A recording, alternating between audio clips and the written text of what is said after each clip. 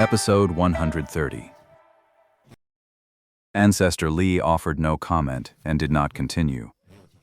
After all, he'd just won the bet decisively and saw no need to rub salt in the wound. Still, he was puzzled by how Han Li had managed to acquire so many spirit herbs. But with so many people from other sects present, Patriarch Li was unwilling to press Han Li on the matter, so he simply pretended not to notice and let it slide. Besides, his heart was burning with ambition right now. If he could just defeat the Concealing Moon sect, this trip to the Forbidden Land would be a massive windfall. Naturally, he couldn't be bothered with such trivial matters. Seeing the expression on Patriarch Li's face, the Taoist understood his opponent's thoughts perfectly.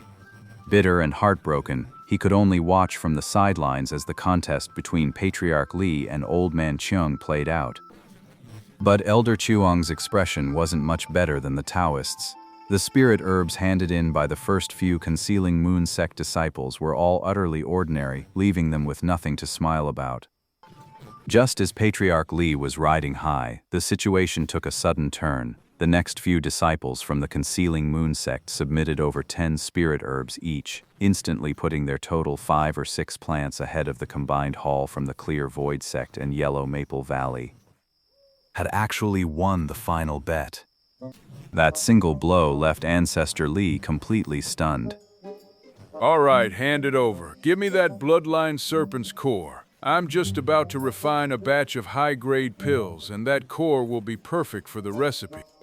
Taoist Floating Cloud forced a smile, his mouth opening as if to speak, but no words came out. Seeing this, Elder Cheung's eyes widened in annoyance. What's this? The illustrious Fuyunzi of the Clear Void sect. Surely you're not thinking of reneging on our bet. Me? Try to weasel out of a debt to you, old monster Chong?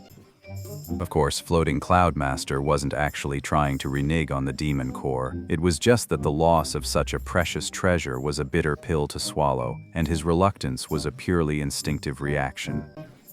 But now, with Old Man Cheung's words hanging in the air, his face flushed red, then paled white. He stamped his foot hard, tossed a pale, round object to the other man, then turned his head away with a look of utter agony on his face. That white sphere was the bloodline thread jelly's inner core. Old Monster Cheung snatched up the pellet and examined it closely, his face breaking into a wide grin. The quality seems a bit lacking, and the spiritual qi isn't very potent. I suppose it'll have to do. The words hit the Taoist across from him like a physical blow. His face flushed crimson and he nearly coughed up blood on the spot.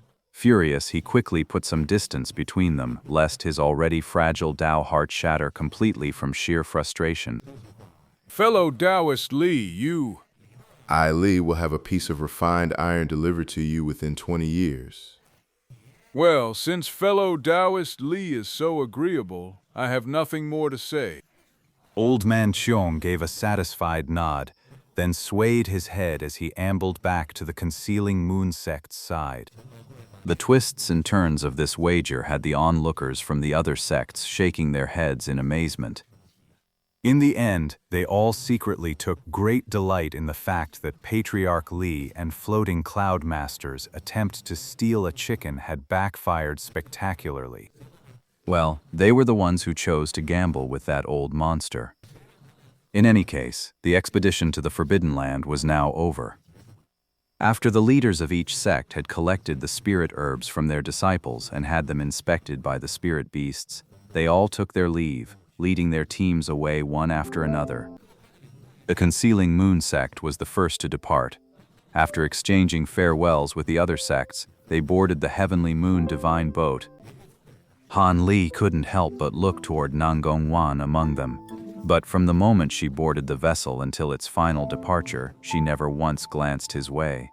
It left a distinctly sour taste in his mouth. However, Han Li was a man of considerable mental fortitude. He soon regained his composure and continued to watch the other sects depart. As the Cloud-Soaring sect and Spirit Beast Mountain contingents departed together, Han Yunji glanced Han Li's way and offered a kind smile. It was a small gesture, but it brought a touch of warmth to Han Li's heart. As the half-host of the event, Yellow Maple Valley was naturally the last to leave. With the other 7 sects having departed, only the people of Yellow Maple Valley remained, a solitary presence outside the forbidden area. However, Patriarch Lee did not lead the group away. Instead, he stood gazing silently toward the direction of the forbidden land. But everyone else knew the ancestor had just lost a bet, so his mood was bound to be foul. No one was foolish enough to rush him, so they all just waited behind him. Half a day later, Ancestor Lee's mood seemed to have improved a little. He still hadn't turned around, but he finally opened his mouth, and his first words were directed straight at Han Lee. What is the name of the disciple who submitted the most spirit herbs, and how many years have they been in the valley? Hearing this, the others couldn't help but show looks of envy. To have your name known by this ancestor master would certainly bring great benefits in the future. Han Lee didn't dare hesitate. This disciple, Han Lee, has been in the valley for nearly 3 years now. Han Lee. Ancestor Lee slowly repeated the name Han Lee as if considering something and did not respond immediately. This left the people behind him exchanging bewildered glances, utterly clueless as to what their revered ancestor meant. But the next words from Ancestor Lee made Han Lee's heart tighten, putting him on full alert. Han Lee, tell me how you came by these herbs. I'd like to hear it. Han Lee was inwardly on guard, but he had long been prepared for this line of questioning, so he felt no panic. Yes, Ancestor. To be honest, it was mostly a matter of luck. I did enter the ring-shaped mountains that day, but I'm ashamed to say I had no luck at all. But on the afternoon of the 4th day, I discovered 2 people fighting over a few jade marrow mushrooms in a very remote valley. One was a barefoot disciple of the giant sword sect, wielding a silver blade. The other was a scar-faced man from the Heavenly Void sect. I quietly hid myself. And so Han Lee launched into a vivid tale of the snipe and the clam locked in battle, with the fisherman reaping the reward. He exaggerated his own incredible stroke of luck as much as possible, leaving the Chen siblings and the other disciples listening with faces full of naked envy and jealousy. After hearing Han Lee's story, Ancestor Lee gave a slight, internal nod. This version of events made much more sense. Otherwise, with Han Lee's cultivation being so low, how could he possibly have gathered so many spirit herbs? It seems he's just incredibly lucky, a complete coincidence. Satisfied he'd gotten to the bottom of it, Ancestor Lee saw no need to press the matter further. Han Lee, your service to the sect has been significant, and while I did not win the wager, I still intend to reward you handsomely. I intend to take you under my wing as a registered disciple. What do you say? Han Lee was stunned by this, at a complete loss for how to respond. The other members of Yellow Maple Valley were first stunned by this statement, then they all fixed their gazes on Han Lee, their faces etched with disbelief. Could they really have heard that right? The Patriarch is going to take this person as a disciple, just like that? This person's cultivation method and innate talent are both utterly ordinary. It's truly impossible to see what's so special about him that he caught the attention of our Patriarch. Logically speaking, being taken as a disciple by a core formation cultivator would be a heaven-sent opportunity any low-level cultivator could only dream of. But when Han Lee heard this, his initial shock was quickly followed by a gut feeling that something was off. With my talent and cultivation method, there's no way a stroke of luck like that would ever land on me. And as for the talk about rewarding me for my great service to Yellow Maple Valley, I didn't believe a word of that either. If the ancestor had won his bet and, on a whim, decided to take me in as a disciple, that would have carried a shred of sincerity. But he lost so completely, and still wants to take me as a disciple. That's rather intriguing. As Han Lee's mind raced with countless thoughts, Ancestor Lee grew displeased. After he'd spoken the words to take Han Lee as his disciple, he'd naturally assumed the other party would be ecstatic and agree on the spot. But to his surprise, Han Li just stood there dumbfounded, a look of utter shock on his face, and didn't immediately respond. This made him slightly annoyed. Of course, on the surface, Ancestor Li had to maintain his dignified, masterly demeanor. Han Li, if you are unwilling to take me as your master, you need only say so plainly. I will not force you. I can instead bestow several magic tools upon you as compensation. Han Li heard the words and knew they sounded polite, but the speaker was definitely displeased. I don't need to think too deeply to know exactly what the consequences of offending this ancestor would be. And for a chi condensation disciple like me to refuse a core formation cultivator's offer to take me as a disciple, that would be far too unreasonable. Refusing would probably just invite even more trouble. He gritted his teeth. Whatever their intentions were, he'd just have to get through this first. Given the situation, refusing would only bring him trouble. I would be honored to become your disciple, ancestor. This is a great privilege for me. I was just so overjoyed a moment ago, I forgot to speak. Please forgive me, Grandmaster. So Han Li, knowing what was expected, promptly kowtowed to Master Li and performed the full ceremony of bowing to a teacher. Excellent. From this day forward, you are my disciple, Li Huiyuan. This Jade Radiance Blade magic tool shall serve as your master's welcoming gift. A broad smile spread across Li Huiyuan's face as he helped Han Li to his feet and handed him a long jade green blade. Look at that blade, shimmering with spiritual light. It's absolutely a top-tier magic tool. Han Li accepted the long blade with both hands in a formal gesture, then bowed once more in respect before rising to his feet, his face alight with unconcealed joy.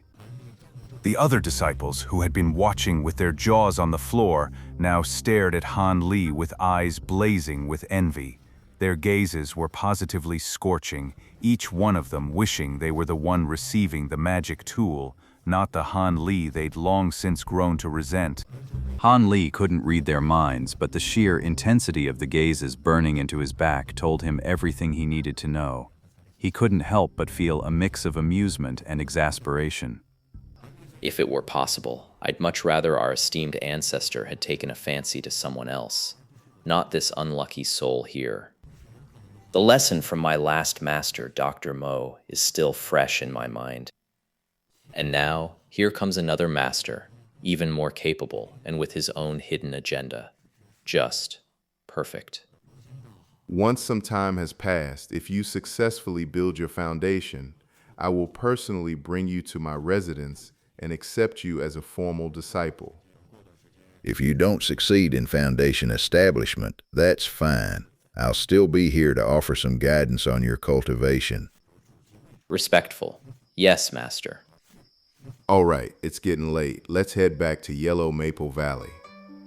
The group then mounted Patriarch Li's silver-armored flood dragon once more and, after several days of flight, returned to Yellow Maple Valley. Once inside the valley, Ancestor Li headed straight for the council hall with the two stewards. The rest of the group dispersed, each returning to their own quarters to quietly await the rewards that would be announced in a few days. Inside a thatched hut in the 100 Herbs garden of Yellow Maple Valley, Elder Ma, the little old man, stared wide-eyed at Han Li as if he'd seen a ghost. That's impossible. Not only did you survive, but you managed to snag a windfall in the Forbidden Zone, turning in over 20 spirit herbs. And now you've even been taken on as a nominal disciple by Uncle Li. Yes, Uncle Ma. Would you say I'm blessed with great fortune and a truly astonishing destiny? The little old man's expression returned to normal at Han Li's words, but he fixed Han Li with a strange look. He stared so intently that Han Li felt a creeping unease, utterly baffled by the man's intentions. Well, Handboy, your haul from the Forbidden Zone is quite substantial, far beyond what I expected. I didn't expect it myself. But do you know the real reason why Uncle Li took you on as a nominal disciple? Uncle Ma, are you saying there's another reason why Ancestor Li took me as a disciple? Since junior brother Han has now been accepted as a disciple by Uncle Lee, you can just call me senior brother Ma from now on. Martial uncle, I really couldn't accept that title.